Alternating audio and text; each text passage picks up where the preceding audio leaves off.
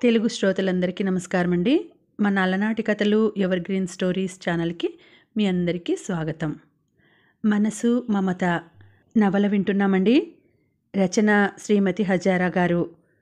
మన వీడియోస్ గనక మీకు నచ్చినట్లయితే తప్పకుండా లైక్ చేయడం మాత్రం మర్చిపోవద్దండి. అలాగే మన వీడియోస్ని లైక్ చేసి, షేర్ చేసి, ఇంకా ఎవరైనా సబ్స్క్రైబ్ చేసుకోకపోతే వెంటనే సబ్స్క్రైబ్ చేసుకొని చూడండి. వీడియోస్ గురించిన మీ అభిప్రాయాలను కమెంట్స్ బాక్స్లో పెట్టి తెలియచేయండి. ఇక ఆలస్యం చేయకుండా మనం కథలోకి వెళ్ళిపోదాం. వీడియోని చివరి వరకు చూడండి, అప్పుడే బాగా అర్థమవుతుంది. అలాగే ముందు భాగం విన్న తర్వాతనే ఈ భాగాన్ని వినండి.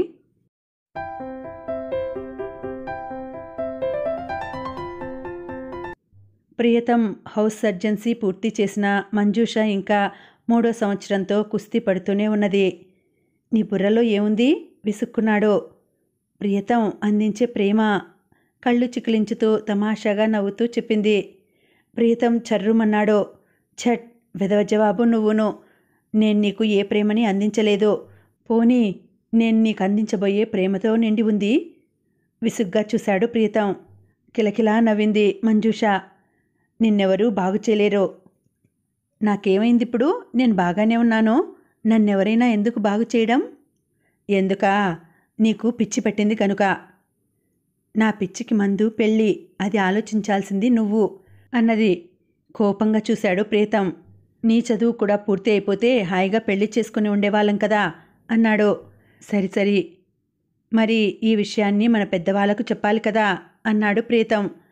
అవును కదా, అయినా నేను చెప్పేశాను తాపీగా అన్నది మంజూష. చెప్పావా? ఆశ్చర్యంగా అడిగాడు ప్రీతం. ప్రీతం, నువ్వింకా ఇంట్లో చెప్పలేదా? నవ్వాడు ప్రియతం. మంజు, రేపు తాతగారు వస్తున్నారు. ఆ సమయంలో నువ్వు వస్తే పరిచయం చేసి అప్పుడే విషయం కూడా చెప్పేద్దాం. ఓ ఎస్, తప్పకుండాను.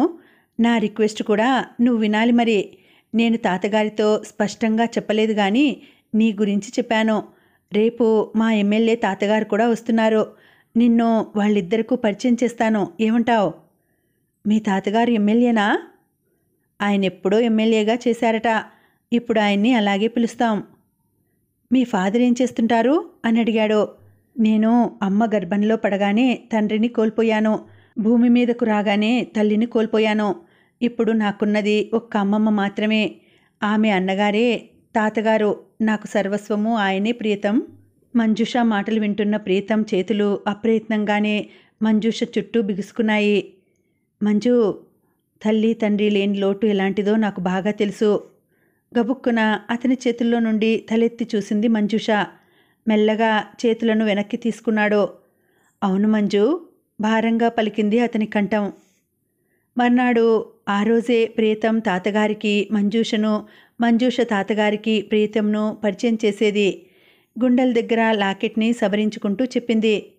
అమ్మమ్మ, నేను గుడికి వెళ్ళి అక్కడి నుండి బయటకు వెళ్ళి నా ఫ్రెండుని తీసుకుని ఇంటికి వస్తాను.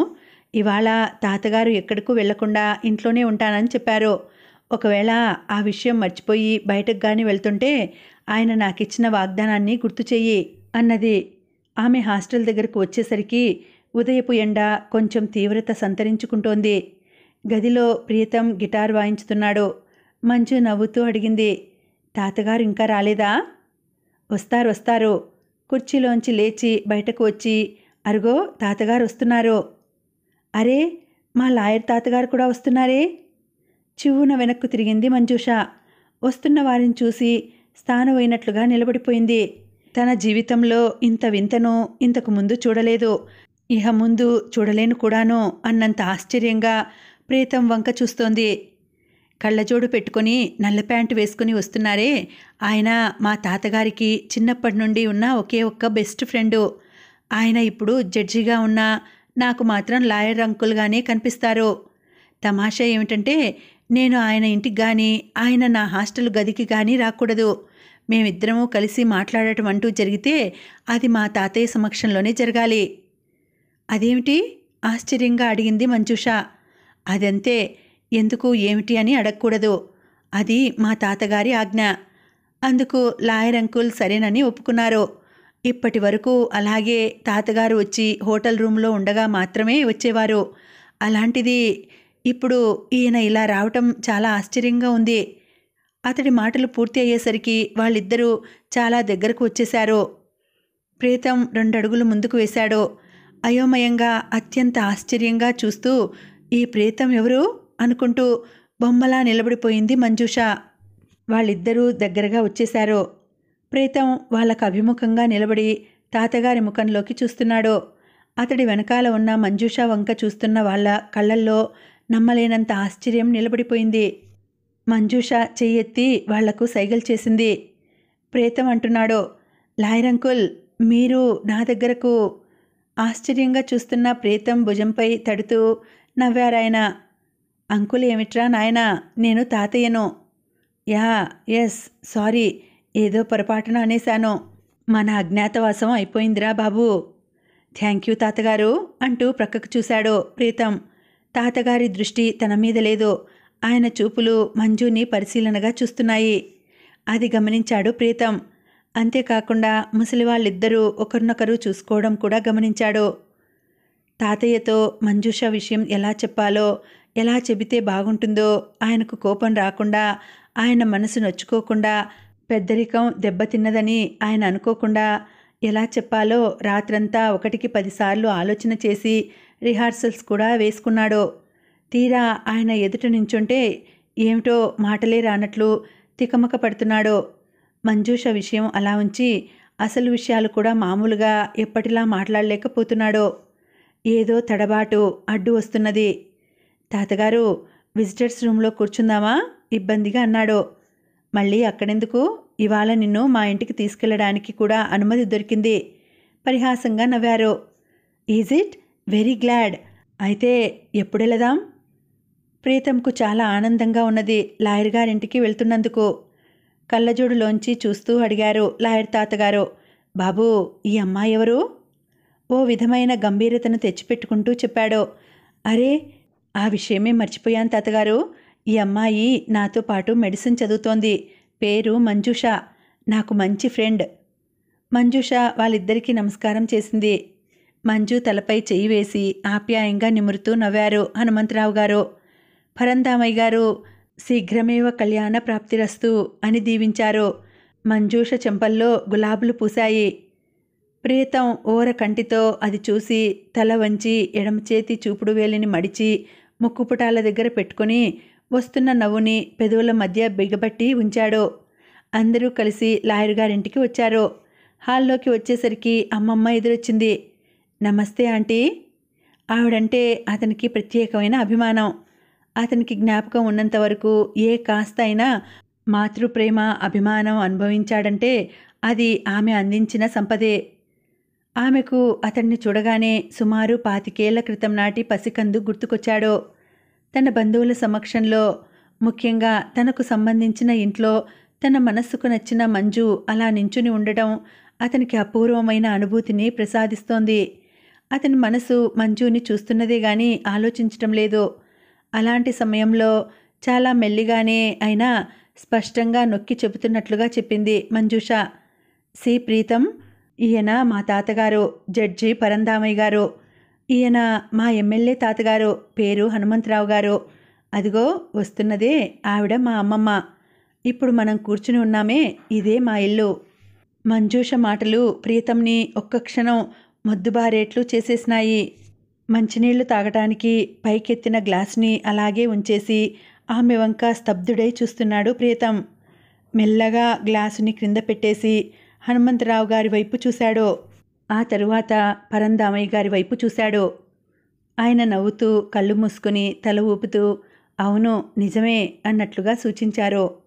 అతని కళ్ళల్లోకి సంభ్రమం లాంటి భావం మెల్లమెల్లగా పాకి వచ్చి మంజుష ముఖం పైన నిలిచింది. ముద్దబంతి పువ్వులా నవ్వింది మంజుష. ఈసారి మంజుష ముక్కు చివర కళ్ళల్లోనూ చిరుచిరు సిగ్గులు దోబూచులాడుతూ అందంగా కదిలాయి. అదేమిటో ఈనాడు ఒకటొకటిగా జరిగిపోతున్న అత్యంత ఆశ్చర్యం, అపారమైన ఆనందము కలిగిస్తున్న ఈ వింత వింత సంఘటనలు కొద్దిసేపు ప్రీతంని మూగవాడిగా చేసేశాయి. తలెత్తాడు ప్రీతం. అతని వంకే చూస్తున్నది మంజు.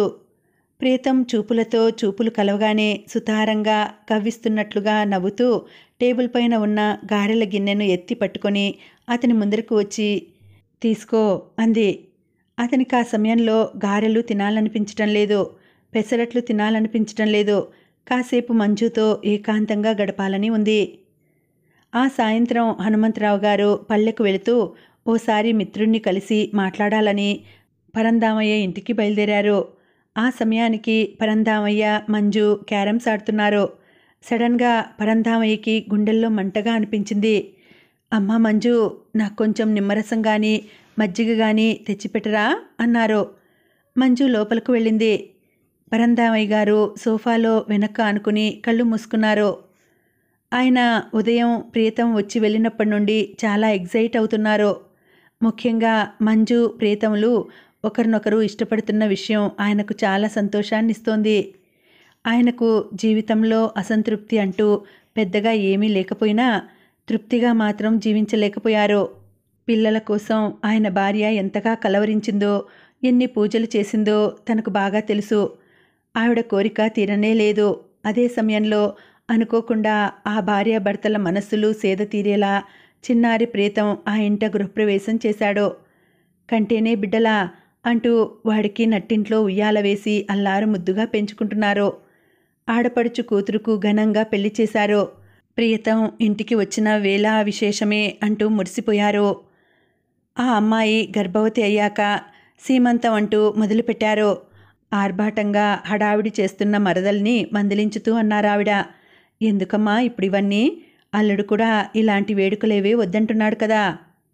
ఆవిడ మాటల్ని ఖాతరు చేయకుండా, వదినా, అది మీ కూతురు కాదు, నా కూతురు, నా ఇష్టం, నా ముచ్చట్లేవో నన్ను తీర్చుకోనివ్వండి అన్నది. అమ్మడు, అల్లుడితో వెళ్ళి నీకు నచ్చిన చీర తెచ్చుకో అంటూ డబ్బు తెచ్చి ఇవ్వబోయింది.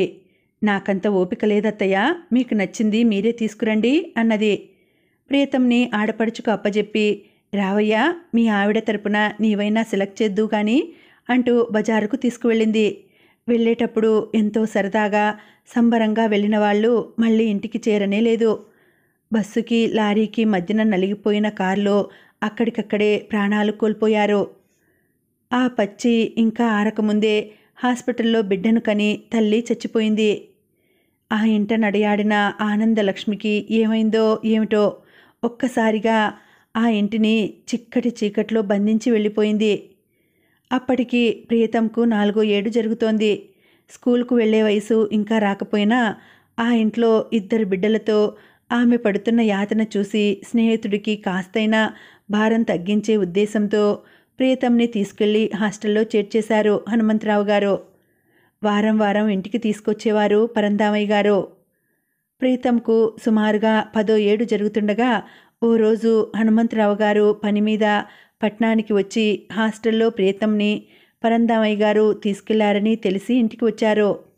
పరంధామయ్య గారు క్రొత్తగా నేర్చుకున్న అలవాటు ప్రకారం బుడ్డి గ్లాసు దగ్గర పెట్టుకుని బాగా లాగించేస్తున్నారు. అప్పటికే ఆయనకు కాస్త నిషా ఎక్కింది.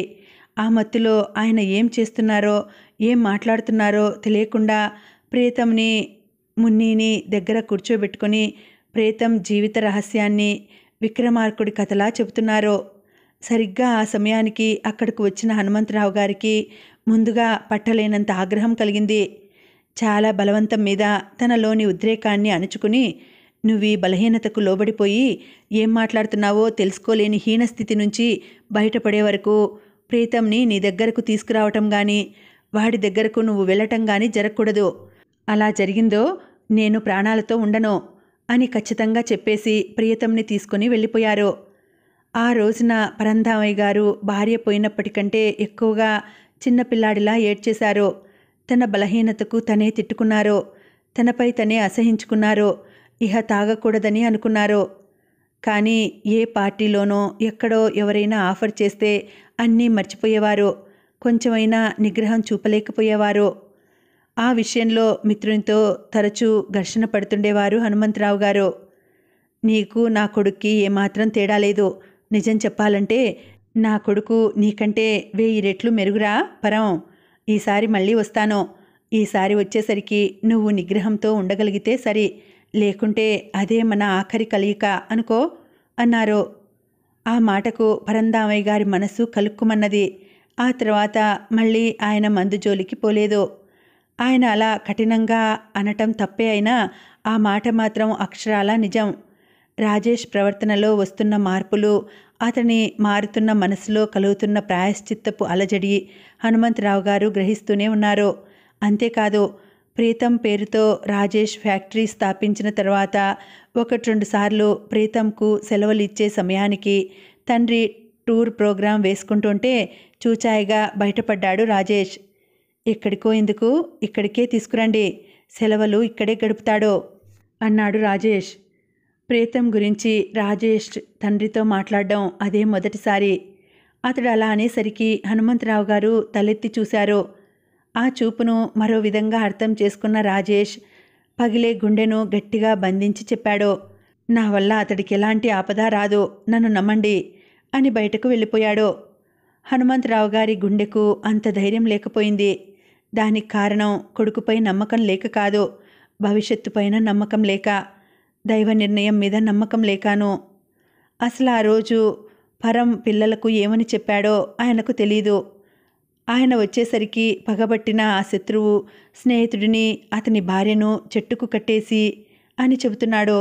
దానితో ఒక్క క్షణం స్థానువులా నిలబడిపోయిన ఆయన మరుక్షణం బెబ్బులిలా పరం అంటూ ముందుకు ఊరికి 2 పిల్లల్ని చెరో చేత్తో యువతలకు లాగేసి, నీకసలు కించిత్తైనా బుద్ధి లేదు అంటూ దులిపేసి వచ్చేశారు.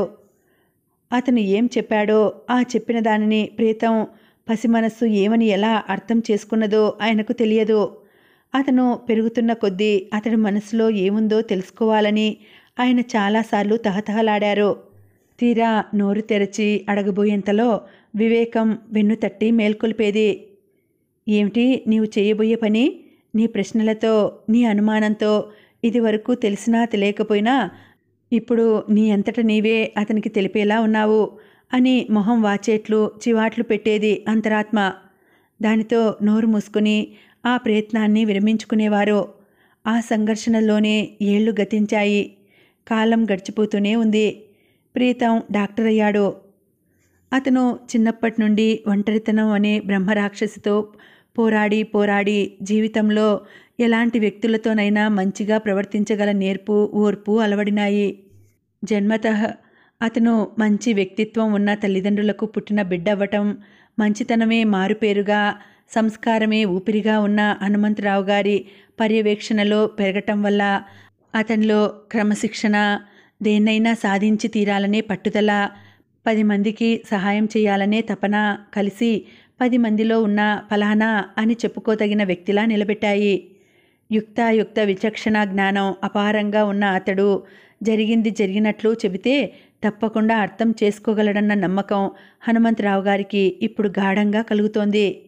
అందువల్ల జరిగిపోయిన గతాన్ని అతనికి చెప్పేద్దామని, ఈ బరువుని ఇప్పటికైనా దింపుకోవాలని, అందుకు మిత్రుని సలహా తీసుకుందామని పరంధామయ్య గారి దగ్గరకు వచ్చారు. రారా హనుమా అన్నారు పరంధామయ్య గారు సర్దుకుని కూర్చుంటూ. ఒరేయ్ పరం, నీ సలహా కోసం వచ్చాన్రా అంటూ వస్తూనే విషయం చెప్పేశారు. ముక్కు మీద కళ్ళజోడు మధ్యగా ఎడమ చేతి చూపుడు వేలిని పెట్టి కొద్ది క్షణాలు ఆలోచిస్తూ కూర్చున్నారు పరంధామయ్య గారు. స్నేహితుడు ఏం చెబుతాడా అని ఆతృతగా అతని వంకే చూస్తున్నారు హనుమంతరావు గారు. ముందర ఈ విషయం చెప్పు, మన పిల్లలిద్దరూ అనుకోకుండా ఒకరికొకరు తెలియకుండానే ఆకర్షణలో చిక్కుకున్నారు. ఏం చేద్దామంటావు? నేనేమంటాను, వాడిని నేను నా మనవళ్ళలా పెంచినా, నా ఆస్తిపాస్తులకు వాడే వారసుడైనా, వాడు ఎవరో ఏమిటో అన్నీ నీకు తెలుసు కదా. నీకేమీ అభ్యంతరం లేకుంటే నాకంతకంటే సంతోషం ఏముంటుందిరా? అరెరే, ఎంత గొప్ప విషయాన్ని నాకు గుర్తు చేశావురా. నీ వేళాకోలానికేం గాని అసలు విషయానికి రారా నాయనా. ముందర పెళ్లి కానిచ్చేద్దాం, ఆ తర్వాత నిదానంగా చెబుదాం. నువ్వు ప్రాణం కంటే ఎక్కువగా కళ్ళల్లో పెట్టుకొని పెంచావు, కరెక్టే. కానీ ఈ తరం యువకులలో ప్రవహిస్తున్న రక్తం ఉంది చూశావు, అది రక్తం కాదురా నాయనా, ఉత్త ఆవేశము, ఉద్రేకమును. అంతే, ఆలోచన అనేది కొంచెం కూడా కనిపించదు. లేచింది మొదలు ప్రతిరోజు చూస్తున్నాను కదా, 196 కేసులు ఈ ఉద్రేకాలకు సంబంధించినవే. నేనిలా చెబుతున్నానని నువ్వు నిరుత్సాహపడవద్దు, మనస్సు కష్టపెట్టుకోవద్దు. ఎంతైనా తల్లిని తండ్రిని ఒక్కసారే దారుణంగా చంపిన మనిషిని క్షమించమంటే మనం అనుకున్నంత తేలిక అవ్వదురా. ఆ విషయాన్ని మరలా పునరావృతం చేయటం అసలు అవసరమా కాదా అన్నది కూడా ఆలోచిద్దాం. చిన్నబోయిన ముఖంతో కూర్చున్న హనుమంతరావు గారిని చూస్తూ ఉంటే పరంధామయ్య గారి మనసు ఆర్ద్రమయ్యింది. స్నేహితుని భుజంపై చేయి వేసి ఆత్మీయతగా ఆదరణగా అన్నారు. హనుమా, చేసిన తప్పు చెప్పుకుంటే పోతుంది అంటారు. నిజమో కాదో నాకు తెలియదురా. ఇన్నేళ్లుగా ఈ తప్పప్పులతోనూ మంచి చెడులతోనే నా జీవితం గడిచింది. అయినా ఈనాటికి ఏది మంచి ఏది చెడు అనేది నేను నిర్ణయించుకోలేకపోతున్నానంటే నమ్ము. మన చేతుల్లో ఏదీ లేదు. మనం తెలిసి తెలిసి ఏ తప్పు చేయలేదు. అంతవరకు నిజమే. కానీ మనకు తెలియకుండానే మనం అందులో భాగస్థులమయ్యాము. అది నిజమే.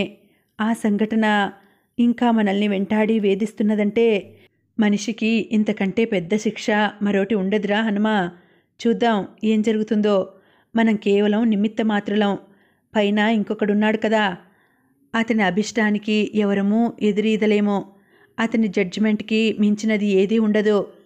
తల వంచి తీవ్రంగా ఆలోచిస్తున్న హనుమంతరావు గారు, అంతేలే, అంతకన్నా చేయగలిగింది మాత్రం ఏముంది అంటూ లేవటానికి ఉద్యుక్తులయ్యారు. ఎదురుగా హాల్లోకి వచ్చే గుమ్మం దగ్గర పరదా ప్రక్కన చేతిలో గ్లాస్తో బొమ్మలా నించుని ఉన్నది మంజుష. హనుమంతరావు గారు తనను చూసి నిర్వీణ్యులవటం గమనించింది మంజుష. నెత్తురు చుక్క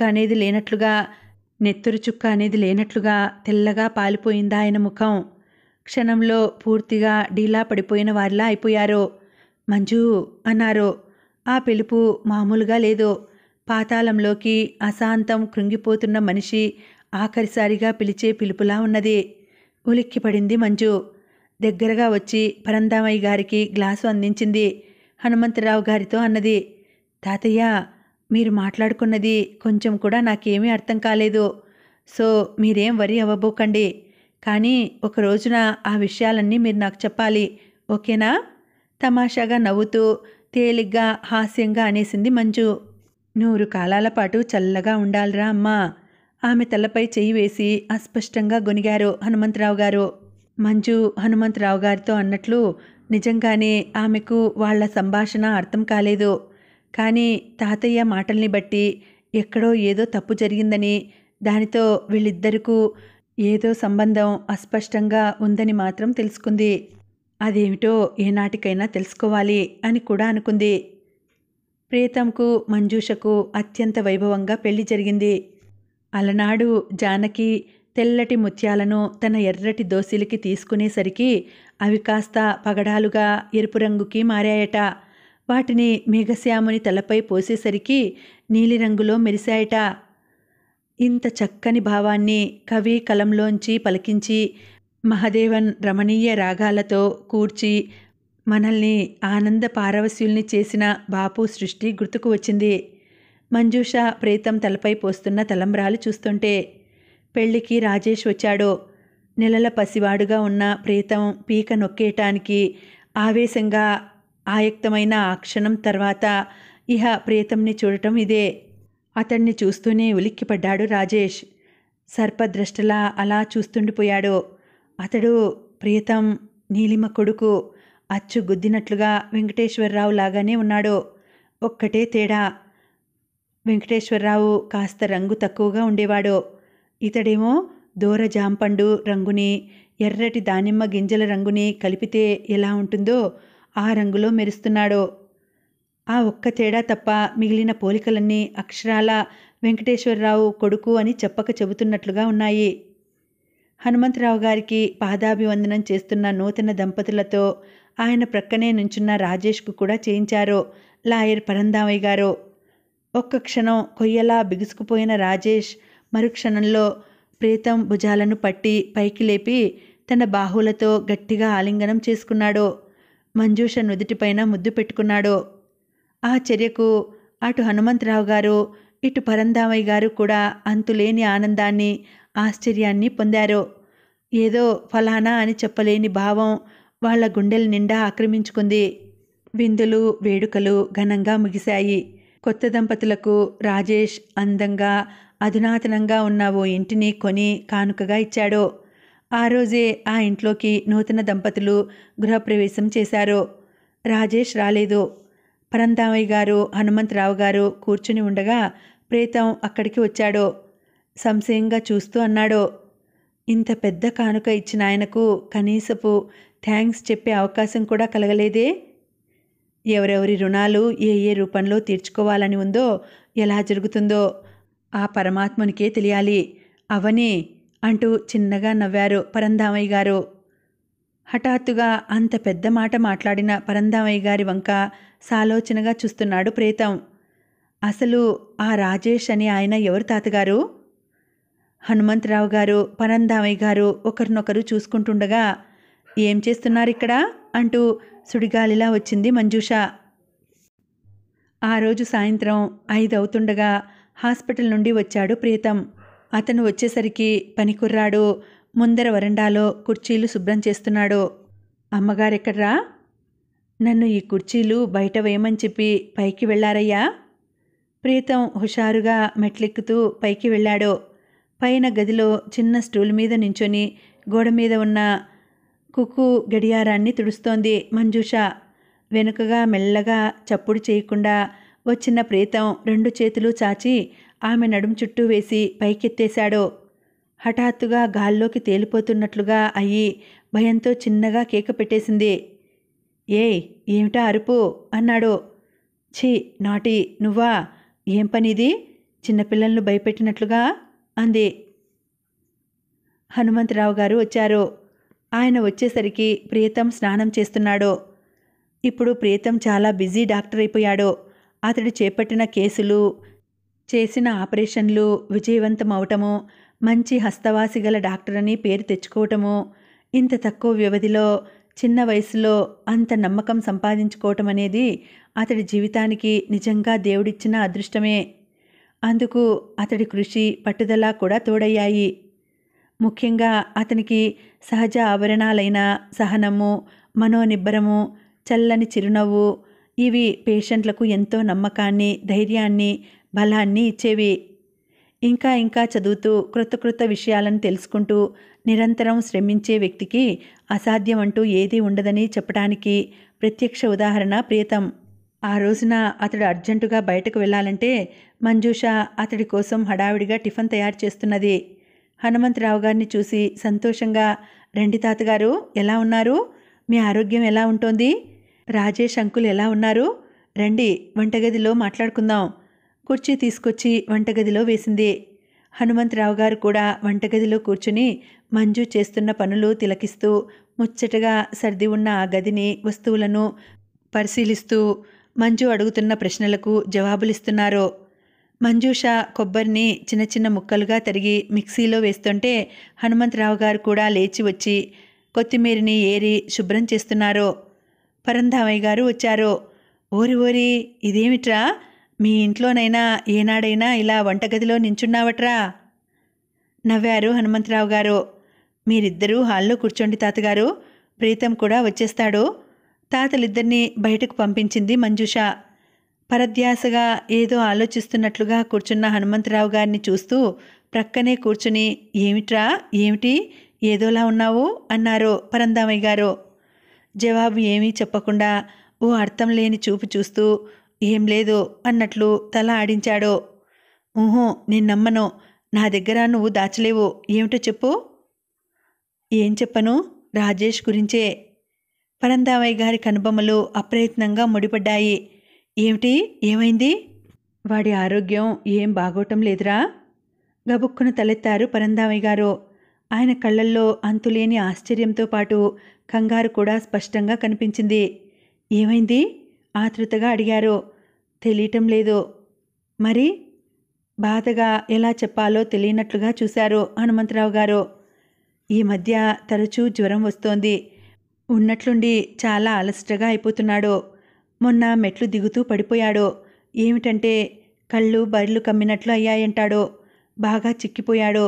ఈ మధ్య అప్పుడప్పుడు భోజనం చేస్తూ చేస్తూ వాంతి చేసేసుకుంటున్నాడు.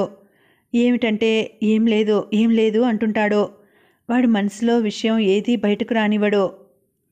సాలోచనగా చూస్తూ అన్నారు పరంధామయ్య గారు. పిల్లల పెళ్లినాటికి ఏం లేదు కదూ? అవునరా, అప్పటికేమీ లేదు. ఆ తర్వాత వాడిలో ఏదో మార్పు కనిపిస్తోంది. మరి ఈ మధ్య ఒక 2, 3 నెలల నుంచి ఎక్కువగా తెలుస్తోంది. తీసుకొచ్చి మన ప్రియతమకు చూపిస్తే అదే నాకు అంతుబట్టని ఆలోచనగా ఉన్నది. నిన్నటి వరకు రాజేష్ ఎవరు అంటూ అడుగుతూనే ఉన్నాడు ప్రీతం. ఇహ ఇప్పుడు తీసుకొచ్చి దగ్గర పెడితే ఆ విషయాన్ని అతడు వదలడు. చెప్పక మనకు తప్పదు. దిగులుగా వ్యధగా అంటున్న మిత్రుణ్ణి చూస్తుంటే అప్రయత్నంగానే పరంధామయ్య గారి మనసు ఆర్ద్రమైంది. హనుమా, నేనొకటి చెప్తాను, నువ్వేమీ అపార్థం చేసుకోకురా. చేసుకోను అన్నట్లు తల ఆడిస్తూ ఏం చెబుతావో చెప్పు అన్నట్లుగా చూశారు. ఏ వ్యక్తి అయినా సరే జీవితంలో ఏ విషయం గురించైనా తెలుసుకోకుండా ఉండవచ్చేమో గాని తనకు జన్మించిన తల్లిదండ్రుల గురించి తెలుసుకోకుండా ఉండటం మాత్రం చాలా అన్యాయమే అవుతుందిరా హనుమా. పైగా దానికి మనం కారణం అవటం మరీ అన్యాయం.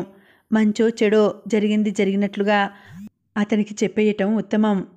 న్యాయాన్యాయాలు తెలుసుకోలేనంత చిన్నవాడు కాదు ప్రియతం. నిన్ను గురించి పూర్తిగా అర్థం చేసుకున్న వివేకవంతుడు. సందేహించకు. ఫలితాన్ని దైవం మీదకు వదిలేసి నీ కర్తవ్యాన్ని నువ్వు నెరవేర్చు. నేను అదే నిర్ణయానికి వస్తున్నాన్రా. అయితే అందులో నీ సహాయం నాకు చాలా అవసరం.